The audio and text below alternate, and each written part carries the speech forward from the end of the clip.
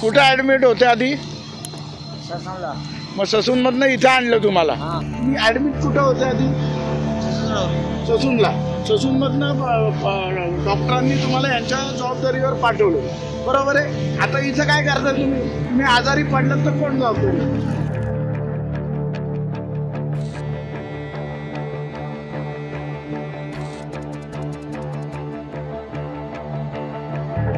एका वेगळ्या विषयावरती आज मी तुम्हाला सगळ्यांना अवगत करणार आहे. काय झालंय, माझे एक नातेवाईक ससूनमध्ये बेवारस म्हणून ॲडमिट झाले होते. त्याच्यानंतर तिथं माहिती घेतल्यानंतर दादासाहेब गायकवाड आज ओल्ड एज होम म्हणून वृद्धाश्रमात ठेवल्याचं मला कळलं. मी याच्यासमोर आपल्या फुरसुंगीला जाऊन ते चेक करून आलो, तिथं कुलूप होतं.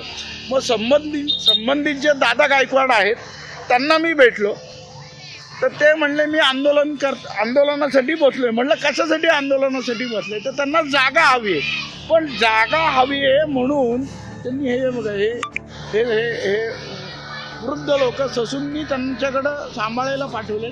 त्यांची अवस्था बघा तुम्ही. दादा काय नाव तुमचं? तुम्ही इथं किती दिवसापासून बसले? महिनाभर झाला. कशासाठी बसले? बरोबर आहे. तुम्ही ऍडमिट कुठं होते आधी? ससूनला.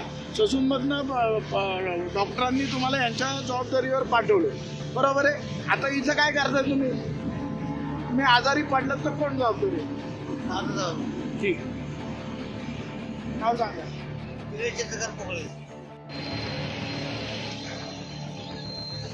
मी तुमचं काम सोपं करतोय, मी तुम्हाला अडचणीत आणत नाहीये. नाव काय तुमचं? आडनाव काय? सतीश. कुठं ऍडमिट होते आधी? ससूनला. मग ससूनमधनं इथं आणलं तुम्हाला? हां. तो दादा तुमचं नाव काय? आडनाव? तुम्ही कुठं ऍडमिट होते? बरं. माझं नाव पुष्कर तुळजापूरकर, प्रचार प्रसिद्धी प्रमुख, पुणे शहर, भारतीय जनता पार्टी. खरं तर गेले 2 महिने मी एका विषयावर काम करतोय. तो विषय असा आहे की माझे एक परिचित यांना ससून रुग्णालयामध्ये काही उपचाराकरता दाखल केलं होतं दिनांक 23 सप्टेंबर 2024 रोजी. ही माहिती मला त्यांच्या पत्नी ज्या आहेत त्याही थोड्या मेंटली रिटार्डेड आहेत, हे स्वतः रुग्ण जे आहेत ते थोडे मेंटली रिटार्डेड आहेत, अशा दोघांकडनं म्हणजे त्यांच्या मिसेसनी त्यांना ऍडमिट केलं. परंतु नंतर त्यांचा फॉलोअप न घेतल्यामुळे सदर पेशंट कुठं आहे याचा कुठेही आम्हाला सांगपत्ता लागत नव्हता. ते जिवंत आहेत का, त्यांच्यावर उपचार चालू आहेत, या गोष्टींची काही माहिती मिळत नव्हती. म्हणून मी ससून रुग्णालयाशी संपर्क केला. ससून रुग्णालयाशी संपर्क केल्यानंतर त्यांनी मला सांगितलं की सदर पेशंट हा 4 डिसेंबरपर्यंत आमच्या हॉस्पिटलमध्ये ऍडमिट होता. नंतर नातेवाईकांचा संपर्क न होऊ शकल्यामुळे त्याला रिहॅबिलिटेशन सेंटर जे असतात त्या ठिकाणी त्यांना दाखल केलेलं आहे. तुम्ही पुढची माहिती त्यांच्याकडनं घ्या. त्यानुसार मी त्यांच्याकडनं जी पर्याप्त माहिती होती त्या ओल्ड एज होमचा पत्ता, त्याच्यानंतर त्यांचा जो संपर्क क्रमांक याच्यावर संपर्क केला. त्यांनी मला सांगितलं की फुरसुंगीला आमचं ओल्ड एज होम आहे आणि त्या ठिकाणी आम्ही सगळे रुग्ण ठेवत असतो. ससूनमधले अनेक रुग्ण त्यांच्याकडे उपचारासाठी जात असतात. त्यानुसार यांनाही त्या ठिकाणी ठेवलेलं आहे. परंतु तिथं गेल्यानंतर मला असं कळलं की ते ओल्ड एज होम आहे. आज ओल्ड एज होम रुग्णसेवा फाउंडेशन संचलित जे वृद्धाश्रम आहे तो बंद आहे. त्या जे त्याचे मालक आहेत दादासाहेब गायकवाड यांना मी संपर्क केला. त्यांना फोन केला की म्हणलं अशा ठिकाणी मी आलेलो आहे आणि अशा पेशंटची मला माहिती हवी आहे.